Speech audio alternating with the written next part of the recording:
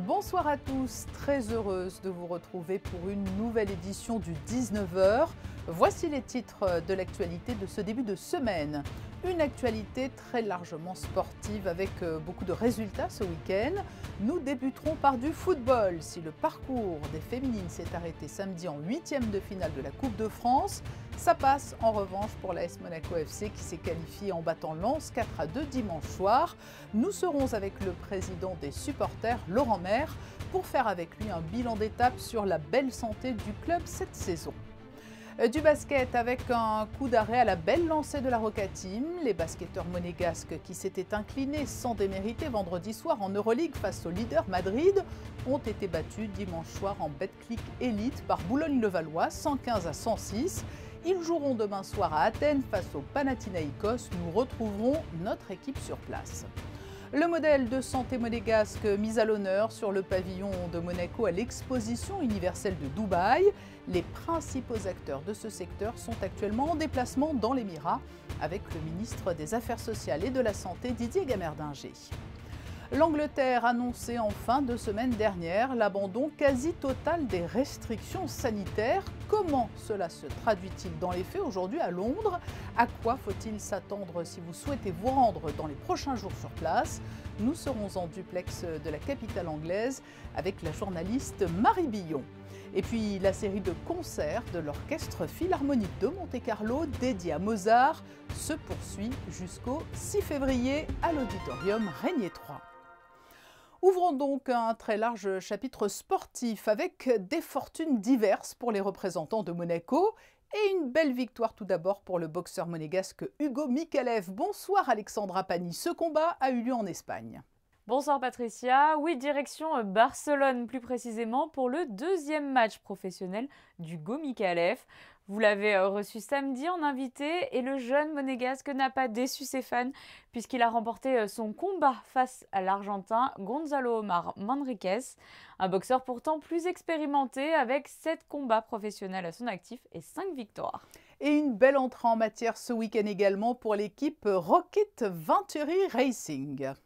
Il s'agissait du premier e-prix de la saison en Formule E. Eduardo Mortara s'est emparé de la tête de la course 2, ce qui lui permet de débuter cette saison en première position du classement des pilotes avec 33 points.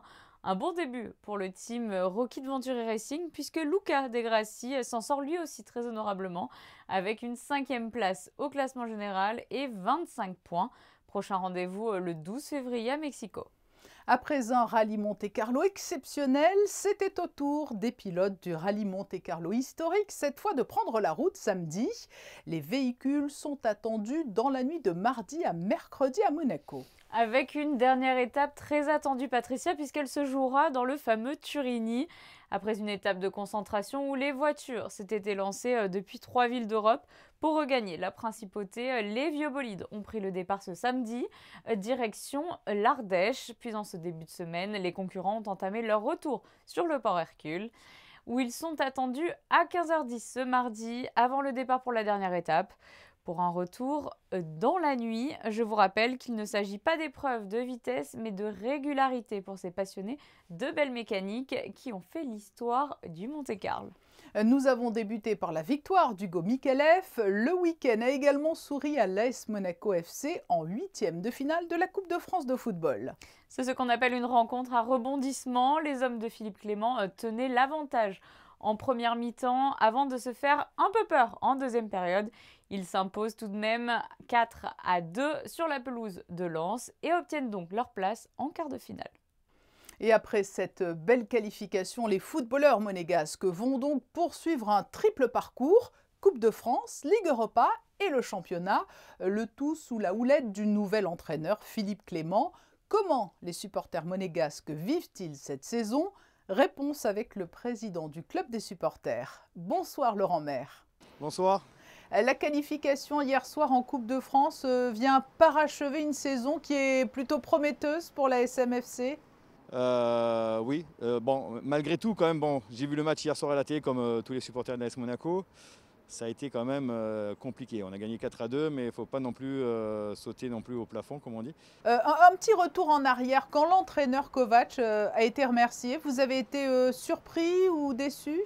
Ça nous a un peu interloqué et du coup, on a, on va dire, fait une demande avec les Ultra Monaco d'une réunion avec le président Oleg Petrov et le directeur sportif Mitchell pour avoir un peu plus d'explications que ça. Donc on a été reçus très, très cordialement au sein du club pour parler de ça, entre autres, et du futur de l'AS Monaco. Donc on a eu réponse à nos questions. Donc vous attendez en quelque sorte que cela se concrétise peut-être sur la durée.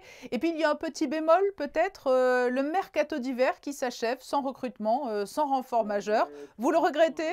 On en a discuté en réunion donc, avec le club où j'ai un peu pointé du doigt malheureusement les recrues estivales de Paul Mitchell. Bon, alors on va dire que hier soir Jean-Lucas m'a fait un peu taire parce que bon, une passe décisive, un but. Donc on dirait qu'il a l'air de remonter, enfin de redresser un peu la pente. Il faut voir, déjà, il faut absolument gagner contre Lyon. De toute façon, maintenant, on n'a plus le choix. Si on veut vraiment que le club joue la Ligue des Champions la saison prochaine, mathématiquement, il n'y a plus d'excuses. Oui, on vous sent plutôt circonspect, plutôt prudent. On est en lice pour la suite de la compétition européenne, pour la Coupe de France et peut-être pour le podium, qui n'est pas si loin en championnat. Est-ce que ce n'est pas risqué de courir 3 lièvres à la fois? Après, je pense que de toute façon, alors la Coupe de France, on est déjà donc en quart de finale, ça va vite, on n'est plus qu'à 2 matchs du Stade de France. Donc, bon, après, il faut voir le tirage au sort. Mais l'Europa League, bon, c'est une compétition quand même aussi un peu spéciale avec des équipes qui ne sont pas forcément des équipes du haut de tableau. Donc, faut voir. Après, bon, je suis pas, je suis supporter, je ne suis pas coach, mais faut être prudent. Faut prendre, comme disent beaucoup de coachs, il faut prendre match après match et voir un peu ce que ça va donner. Il n'en reste pas moins que ces résultats plus qu'encourageants pourraient concourir à un retour. Mais voilà, mais c'est ce que je disais au club. Si après on enchaîne les victoires, les scores qui, on va pas dire les scores fleuves, mais une régularité avec du spectacle, des buts et une communion aussi des joueurs envers le public que ces derniers temps malheureusement on n'avait plus. On a dû malheureusement taper du poing sur la table avec le club, que s'ils voulaient ramener du monde au stade, il fallait que les joueurs aussi fassent le taf. C'est-à-dire que pas que pendant le match, après les matchs, venir saluer les supporters, faire un peu comme ils font les basketteurs à la salle Gaston Médecin, faire un tour d'honneur, remercier les gens qui sont au stade. Vous allez dans n'importe quel stade en France, avant les matchs ou après les matchs, il y a un lieu de vie autour des stades, ça vit, ça... Il y a des food trucks, il y a des bars, il y a des restaurants, il y a des stands qui vendent des écharpes, des drapeaux. Monaco, c'est triste. C'est triste. Enfin, je ne comprends pas pourquoi à Monaco on n'essaye pas que ce soit une fête. Alors voilà. C'est vrai que la période n'est pas propice aux effusions, mais en tout cas c'est un appel à la communion que vous lancez aujourd'hui. Merci Laurent Maire, président du club des supporters de l'ASM FC, d'avoir répondu à nos questions en ce lendemain de victoire de l'ASM en 8e de finale de la Coupe de France. Mais bonsoir et merci. Et les féminines, elles n'ont pas eu la même réussite. Elles ont été éliminées en 8e de finale par Reims, mais l'aventure n'en reste pas moins belle et exceptionnelle.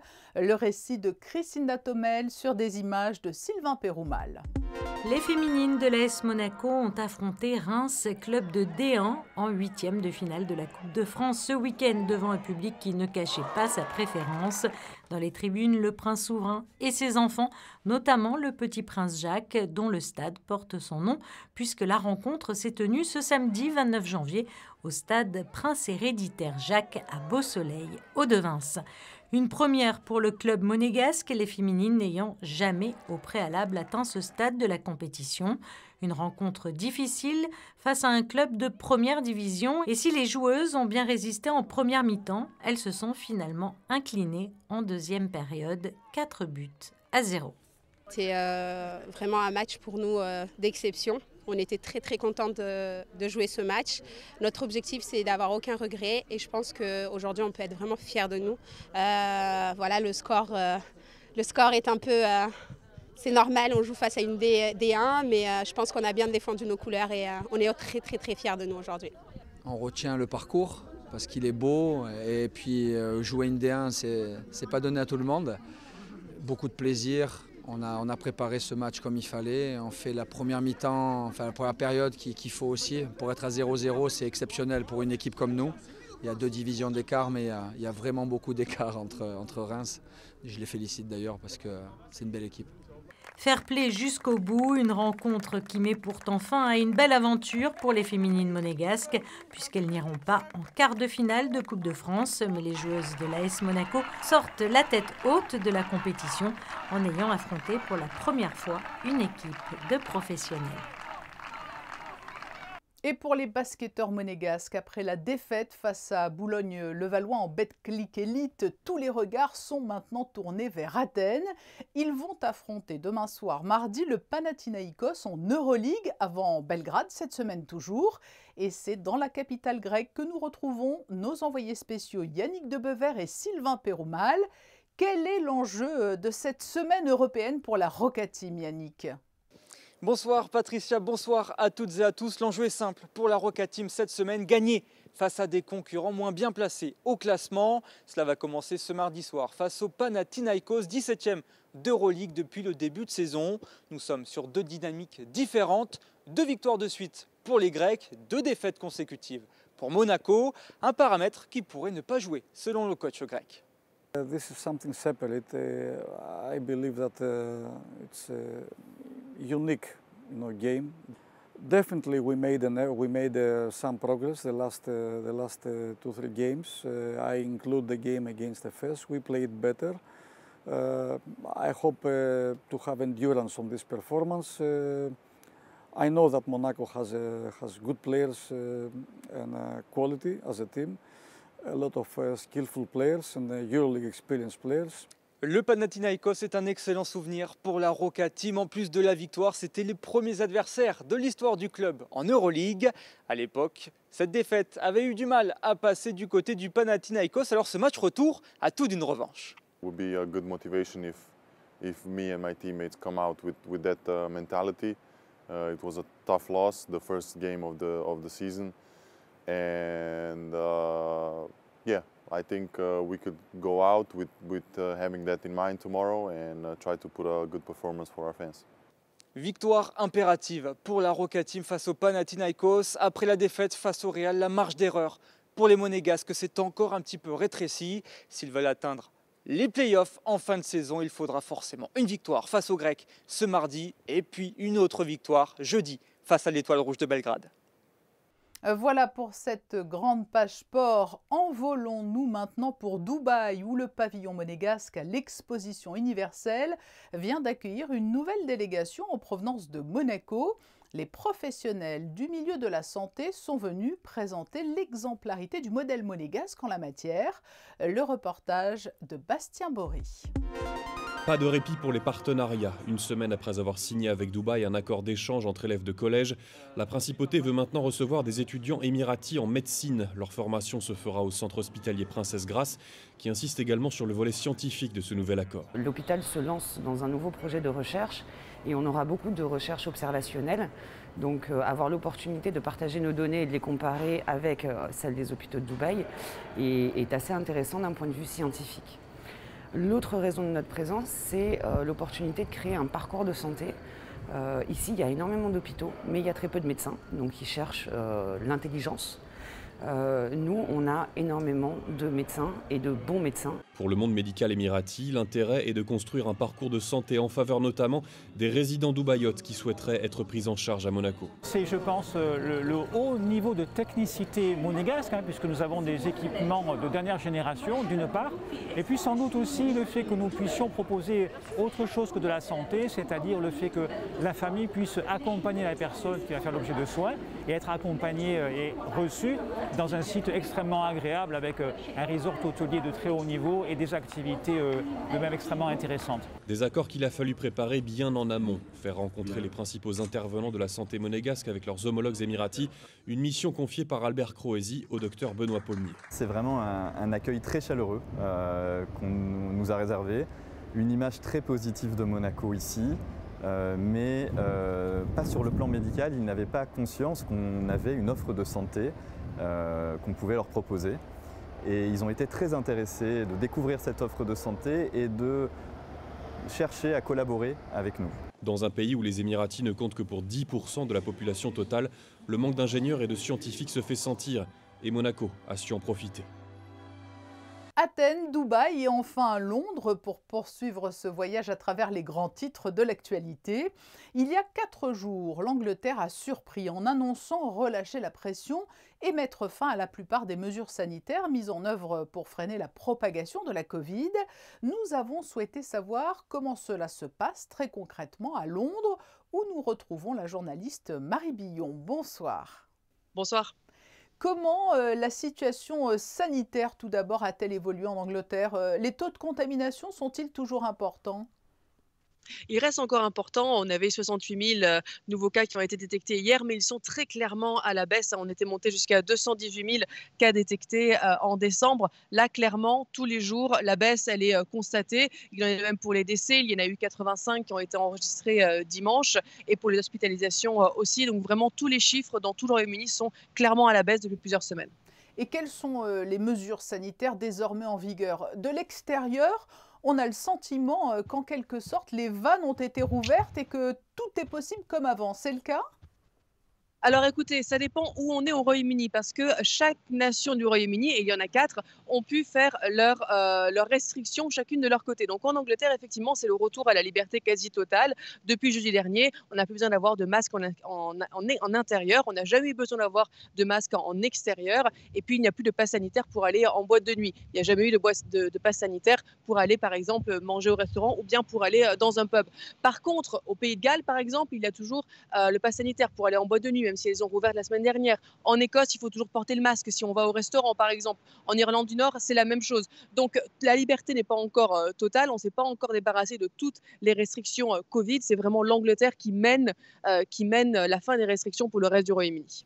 Et dans quel état d'esprit se trouvent les Londoniens? Est-ce qu'ils sont résilients ou épuisés après des mois difficiles? Est-ce qu'ils ont envie de tourner la page ou est-ce qu'ils se sentent plutôt concernés par d'autres thématiques que la Covid? Écoutez, alors clairement, il y a une volonté de tourner la page, mais il y a ce rapport au gouvernement qui fait qu'on est finalement plus restrictif que son propre gouvernement. C'est-à-dire que, par exemple, ces dernières semaines, on n'avait pas besoin en Angleterre, en tout cas, d'avoir un masque pour aller dans un bar, un restaurant ou un pub. Eh bien, la plupart des gens mettaient comme le masque quand ils rentraient dans le restaurant ou dans le pub. Donc, les gens ont envie de s'en sortir, mais en même temps, ils font très attention parce qu'ils savent que ils ont vu qu'avec Omicron, par exemple, tout pouvait revenir très facilement et tout pouvait risquer de refermer. Donc, ils font attention pour justement préserver leur liberté, qu'on ne leur enlève pas à nouveau la possibilité d'aller au pub, d'aller au restaurant et ce genre de choses. Après, il y a ce rapport au gouvernement où on ne fait pas vraiment confiance au gouvernement pour prendre les bonnes mesures. Donc, finalement, les Anglais prennent leur vie en main, entre guillemets, et c'est aussi le désir du gouvernement. Il veut responsabiliser la population et c'est donc pour ça qu'en tout cas en Angleterre, on a décidé d'enlever les restrictions obligatoires, mais de laisser les gens faire leur propre choix. Mais alors aujourd'hui, pour les monégasques qui souhaiteraient se rendre en Angleterre, quelles sont les règles en vigueur pour aller à Londres, par exemple? Ce sont donc des règles distinctes en fonction des pays où vous vous trouvez dans le Royaume-Uni. Oui, alors ce sera bientôt harmonisé, mais en tout cas, pour l'instant, il faut toujours, si on est vacciné, avoir un test au 2e jour après son arrivée. Si on n'est pas vacciné, par contre, il y a test au 2e jour, au 8e jour et quarantaine. Et il faut aussi tester avant d'arriver. À partir du 11 février, il n'y aura plus besoin de faire de tests pour visiter le Royaume-Uni. Oui, donc ça devrait peut-être se détendre encore plus à la faveur des congés scolaires de février pour ici. C'est exactement le but, hein. C'est pour ça qu'il a été décidé que ce serait le cas le 11 février et que toutes les nations du Royaume-Uni ont décidé d'harmoniser finalement leurs restrictions. Et vraiment, la fin notamment de toutes les restrictions devrait venir pour l'Angleterre, en tout cas en mars. Le gouvernement voudrait même ne plus obliger les gens à se mettre en isolement quand ils testent positif. Ça deviendra, a priori, si tout se passe bien, en mars, quelque chose de volontaire. En marge du dossier Covid et pour conclure, Marie, les polémiques à répétition le concernant ont-elles considérablement affaibli Boris Johnson? À quoi peut-on s'attendre dans les jours et semaines qui viennent pour ce qui le concerne? Écoutez, oui, les polémiques ont clairement affaibli Boris Johnson, mais elles ont tellement tardé en longueur, ces polémiques. Aujourd'hui, il y a eu la publication d'un rapport très attendu qui, il y a quelques semaines, on disait que c'était la fin de sa carrière politique. Mais on a tellement attendu pour qu'il soit publié, eh bien, il devrait réussir à finalement s'en sortir. Donc, il est endommagé politiquement, mais sa réaction a été de donner plus de liberté aux Britanniques. Par exemple, puisque son parti était très contre les restrictions, eh bien, pour remettre son parti dans sa poche, il a annoncé la fin des restrictions, par exemple. Et donc, finalement, ça a eu un peu cet effet contraire de donner plus de liberté aux Britanniques pour plaire plus aux Britanniques. Et pour l'instant, l'opération séduction semble avoir fonctionné. Marie Billon, merci pour ce témoignage en duplex de Londres. Merci à vous. Restons dans ce dossier Covid avec la prolongation à Monaco, Alexandra, du télétravail obligatoire. Oui, Patricia, le travail à distance a été prolongé jusqu'au 4 mars inclus. Le télétravail reste donc obligatoire pour tous les postes qui le permettent dans le secteur privé et public. Le diocèse de Monaco propose une nouvelle conférence à l'Agora demain. Le dessinateur Brunor est invité ce mardi à 20 h autour du thème de la foi chrétienne et de la raison. Cette conférence est le résultat d'une grande enquête qu'il a entreprise sous la forme d'une bande dessinée. Son médium de prédilection, l'entrée est libre dans la mesure des places disponibles. Le théâtre Princesse Grasse accueille lui une pièce à succès demain mardi à 20 h 30. Si une application nous proposait de rencontrer l'ami parfait, celui qui nous correspondrait à 100%. C'est ce qui arrive à Pierre et Serge, mais vous le verrez, l'un des deux est plus enthousiaste à cette idée que l'autre. Un casting 5 étoiles pour cette comédie sur l'amitié qui nous réserve bien des surprises avec Cadmerade, Claudia Tagbo et Lionel Abelanski. Les moments Mozart se poursuivent à l'auditorium Régnier 3, toute une série de concerts dédiés aux compositeurs surdoués avec les interprétations de l'orchestre philharmonique. José Sacré, Olivier Bonello et Louis Borgia étaient dans la salle.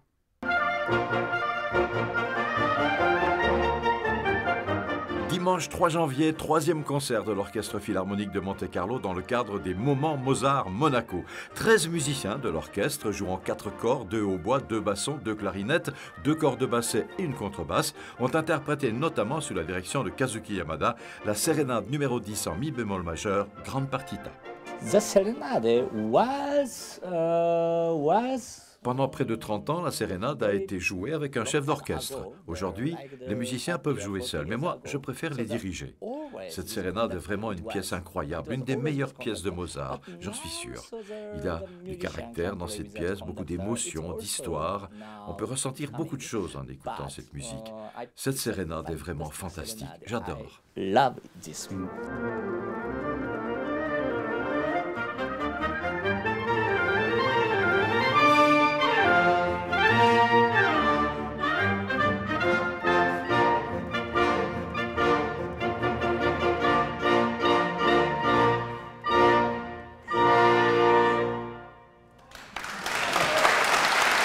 Le public aussi a adoré et fait un triomphe à Kazuki Yamada et à l'Orchestre Philharmonique de Monte-Carlo.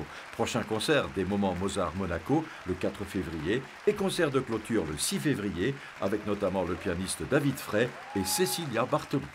Je suis très honoré de travailler avec Cecilia. David Frey aussi est un très grand pianiste et nous rejoindra également. Ça va être un très grand moment de ma vie, je crois. Ce journal ne serait pas tout à fait complet sans les prévisions météo. Le soleil jouera-t-il les prolongations demain mardi pour débuter le mois de février, Alexandra? Le mois de février débute sous un large soleil et des températures encore très agréables pour la saison. Il fera 13 degrés au plus chaud de la journée. Nous fêterons les Ella en ce 1er février.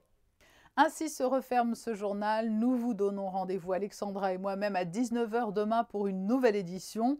Nous nous quittons sur les photos du jour. Elles sont consacrées à l'épopée malheureuse des footballeuses monégasques, éliminées ce week-end en 8e de finale de la Coupe de France. Des photos signées Mickaël Alési. Très belle soirée à vous, à demain.